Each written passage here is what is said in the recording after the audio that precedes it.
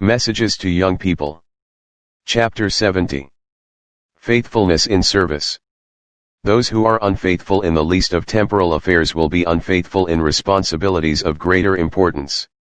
They will rob God, and fail of meeting the claims of the divine law. They will not realize that their talents belong to God and should be devoted to His service. Those who do nothing for their employers except that which is commanded them, when they know that the prosperity of the work depends on some extra exertion on their part, will fail to be accounted faithful servants.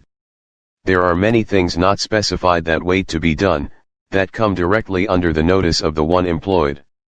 Leaks and losses occur that might be prevented if painstaking diligence and unselfish effort were manifested, if the principles of love enjoined upon us by Jesus were carried out in the life of those who profess His name. But many are working in the cause of God who are registered as servants. Unfaithfulness recorded. It is the most abhorrent form of selfishness that leads the worker to neglect the improvement of time, the care of property, because he is not directly under the eye of the master. But do such workers imagine that their neglects are not noticed, their unfaithfulness not recorded? Could their eyes be opened, they would see that a watcher looks on, and all their carelessness is recorded in the books of heaven. Those who are unfaithful to the work of God are lacking in principle, their motives are not of a character to lead them to choose the right under all circumstances. The servants of God are to feel at all times that they are under the eye of their employer. He who watched the sacrilegious feast of Belshazzar is present in all our institutions, in the counting room of the merchant, in the private workshop, and the bloodless hand is as surely recording your neglect as it recorded the awful judgment of the blasphemous king. Belshazzar's condemnation was written in words of fire, "Thou art weighed in the balances, and art found wanting, and if you fail to fulfill your God-given obligations your condemnation will be the same."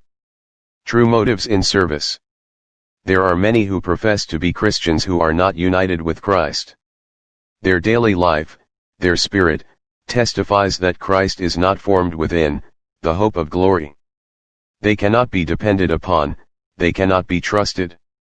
They are anxious to reduce their service to the minimum of effort, and at the same time exact the highest of wages. The name servant applies to every man, for we are all servants, and it will be well for us to see what mold we are taking on. Is it the mold of unfaithfulness, or of fidelity? Is it the disposition generally among servants to do as much as possible? Is it not rather the prevalent fashion to slide through the work as quickly, as easily, as possible, and obtain the wages at as little cost to themselves as they can? The object is not to be as thorough as possible but to get the remuneration. Those who profess to be the servants of Christ should not forget the injunction of the Apostle Paul, "Servants, obey in all things your masters according to the flesh, not with eyes of vice, as men pleasers, but in singleness of heart, fearing God, and whatsoever ye do, do it heartily, as to the Lord, and not unto men, knowing that of the Lord ye shall receive the reward of the inheritance, for ye serve the Lord Christ." Those who enter the work as servants, will find that their work cannot bear the inspection of men or of angels. The thing essential for successful work is a knowledge of Christ, for this knowledge will give sound principles of right, impart a noble, unselfish spirit, like that of our Savior whom we profess to serve. Faithfulness, economy, caretaking, thoroughness, should characterize all our work, wherever we may be, whether in the kitchen, in the workshop, in the office of publication, in the sanitarium, in the college, or wherever we are stationed in the vineyard of the Lord. He that is faithful in that which is least is faithful also in much, and he that is unjust in the least is unjust also in much. The Review and Herald, September 22, 1891.